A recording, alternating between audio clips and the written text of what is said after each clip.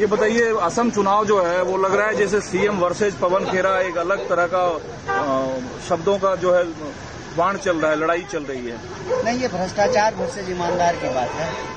ये भ्रष्टाचार वर्सेज ईमानदार इसलिए है कि हेमंत बिस्वा शर्मा ने पिछले कई सालों में और भाजपा के 10 साल के शासन में कुछ किया है तो गुंडागर्दी किया है, भ्रष्टाचार किया है, लोगों को डराने का काम किया है, एविक्शन नोटिस दिया है और मुंह से सिर्फ और सिर्फ नफरत उगला है। तो उस नफरत के खिलाफ, भ्रष्टाचार के खिलाफ और सबके हक और अधिकार के लिए कांग्रेस पार्टी बहुत मजबूती से आसाम में चुनाव लड़ रही है। और हम आसाम की आम जनता के जो रोजी रोटी के सवाल हैं, उनके जो आत्मसम्मान का सवाल है, जल जंगल जमीन का सवाल है, उसको लेकर के सीरियस है।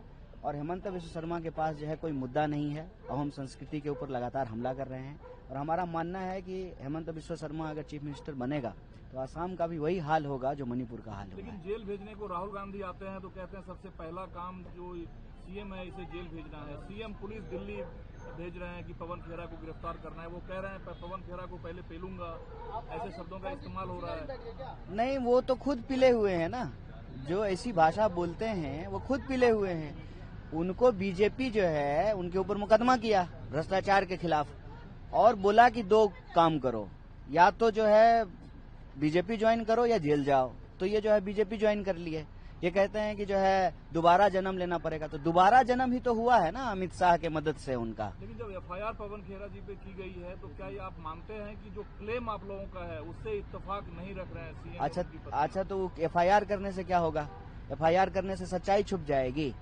अव्वल तो उनको जांच कराना चाहिए, रिपोर्ट पेश करना चाहिए, कहना चाहिए कि ये आरोप झूठ है। अगर ये आरोप झूठ है तो आरोप को निराधार साबित करने की कार्रवाई होनी चाहिए ना। ये तो डराने धमकाने की राजनीति है। मल्लिकार्जुन खड़गे ने कहा है कि केंद्र में बीजेपी की सरकार है, फॉरेन मिनिस्टर से वो पूछेंगे फ्री पासपोर्ट का थ्योरी क्या है। इस पर पलटवार किया सीएम ने कि पूछना पहले चाहिए, पहले आपने मुझे बेइज्जत किया, अब आप पूछने की बात कर रहे हैं। अरे बेइज्जत तो उसका होता है ना जिसका कोई इज्जत होता है। मान की हानि उसकी होगी ना जिसका कोई मान होगा।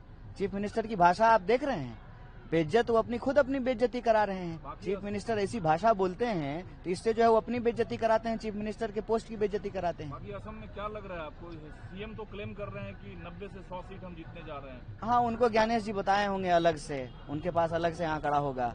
लेकिन हम असम के हर इलाके में घूमे हैं, अंडर करंट है। और ज्यों ज्यों चुनाव नजदीक हो रही है, चुनाव प्रचार का आखिरी दिन है, वो अंडर करंट जो है ना अब ओवर ग्राउंड है और क्लियरली जो है लोगों के बीच में बदलाव की एक आहट सुनाई दे रही है। यहाँ से पीसीसी चुनाव लड़ रहे हैं, पूर्व सीएम के पुत्र हैं, लेगेसी उनके साथ है। लोगों ने, असम के लोगों ने तय कर लिया है, असम हेमंत बिस्वा शर्मा और गौरव गोगोई के बीच में असम गौरव गोगोई के साथ जाएगा।